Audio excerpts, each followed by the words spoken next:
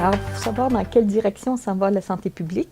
En fait, c'est probablement dans la même direction que s'en va le monde. Il y a beaucoup d'inconnus.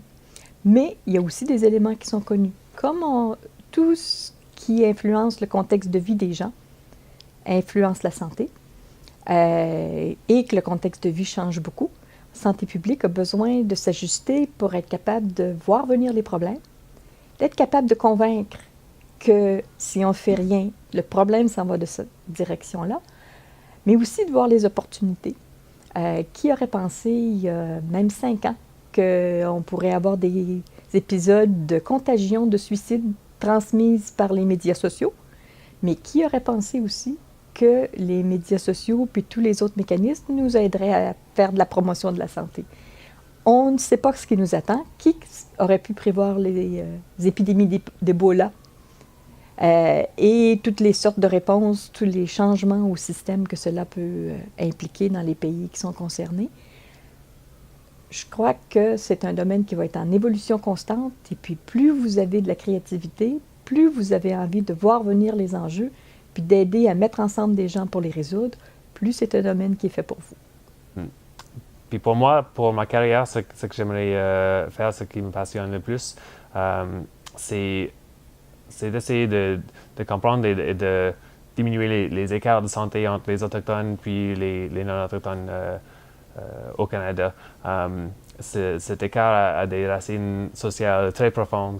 La discrimination, l'autonomie politique, le manque de ressources en général. Donc, je débute ma carrière présentement, puis c'est vraiment un bon moment pour débuter la carrière en santé publique parce que la santé publique est en grand changement présentement. Il y a des décennies, la santé publique, c'était presque exclusivement les maladies infectieuses, les maladies transmissibles. On a élargi ensuite avec les maladies chroniques, puis on est encore en train d'élargir puis augmenter les collaborations avec les différents secteurs de la société. Donc, c'est vraiment un grand moment de changement. Donc, c'est très excitant. Est-ce qu'il y a des secrets? Ah, si on connaissait tous les secrets, ça serait déjà réglé, puis la vie serait merveilleuse. En fait, il y a des moyens de le faire, puis c'est déjà mis en place. Il y a différentes politiques.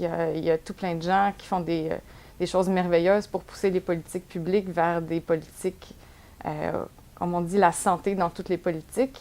Mais il y a encore énormément de place pour l'amélioration. C'est pour ça que c'est intéressant pour un nouveau professionnel de la santé publique de commencer.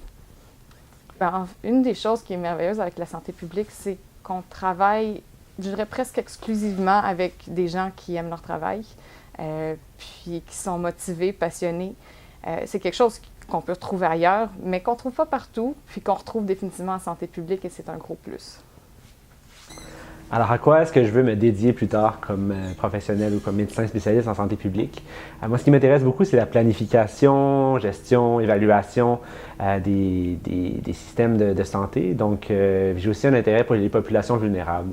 Donc, certainement, une des choses à laquelle je voudrais me dédier, c'est de voir comment est-ce que ces populations vulnérables-là, que ce soit des Autochtones, des travailleurs, travailleuses du sexe, que ce soit des personnes qui ont des problèmes de dépendance ou des problèmes de santé mentale, par exemple, comment est-ce qu'ils peuvent mieux naviguer dans tous les services qui sont offerts, des services de santé, les services sociaux, comment est-ce qu'ils peuvent mieux s'approprier ou peuvent mieux comprendre eux-mêmes, en fait, comment les utiliser.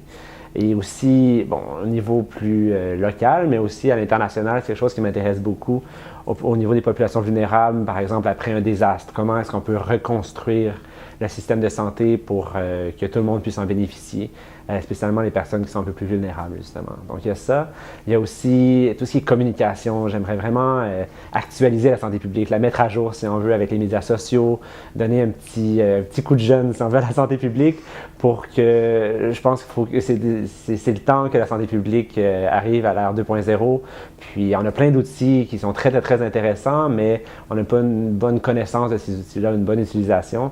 Donc, de voir comment est-ce qu'on peut utiliser ça pour justement rejoindre davantage la population.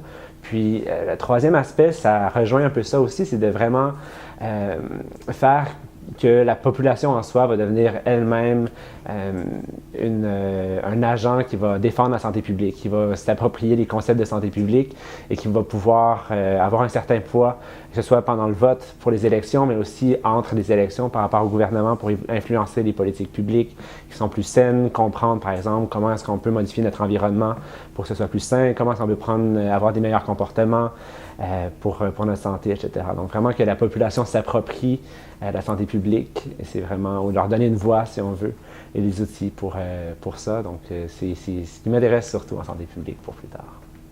Woo! Yes!